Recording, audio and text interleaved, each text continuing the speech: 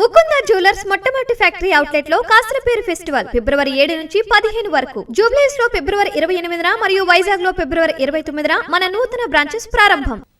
Municipal chairperson, corporation mayor ఎన్నికల్లో hung ఏర్పడిన చోట కాంగ్రెస్ దే పై చేయి కావాలని సీఎం రేవంత్ రెడ్డి అన్నారు. మంత్రులు, పార్టీ ముఖ్య నేతలతో జూమ్ ద్వారా సమావేశమై దిశానిర్దేశం చేశారు. ఎక్స్ అఫీషియో ఓట్లను అవసరమైన చోట అప్రమత్తంగా ఉండాలన్నారు. ప్రతి మున్సిపాలిటీని సవాల్గా తీసుకోవాలని, అవి పార్టీకి దక్కేలా అన్ని చర్యలు తీసుకోవాలని సీఎం రేవంత్ రెడ్డి మంత్రులు, ముఖ్య నేతలకు సూచించినట్లు తెలుస్తోంది. మున్సిపల్ చైర్పర్సన్లు, కార్పొరేషన్ మేయర్ల ఎన్నిక వేళ ముఖ్యమంత్రి రేవంత్ రెడ్డి ఆదివారం రాత్రి మంత్రులు, పార్టీ ముఖ్య నేతలతో జూమ్ సమావేశం నిర్వహించారు. మున్సిపల్ చైర్పర్సన్, కార్పొరేషన్ మేయర్ ఎన్నికల్లో ఎలాంటి పొరపాట్లకు తావులేకుండా తగిన జాగ్రత్తలు తీసుకోవాలని ఆదేశించారు.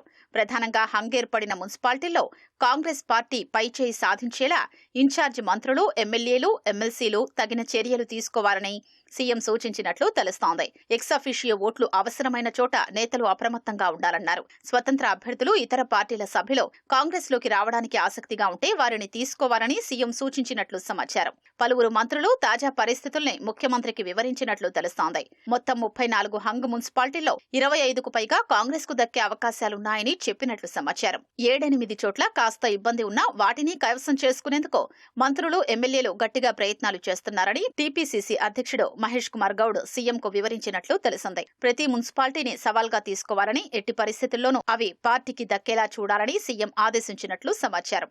నిజామాబాద్ మేయర్ పీఠానికి అవసరమైన మెజారిటీ కన్నా మరో 3 ఓట్లు కాంగ్రెస్ కు ఎక్కువగా ఉన్నాయని టీపీసీసీ అధ్యక్షుడు చెప్పినట్లు తెలుస్తోంది.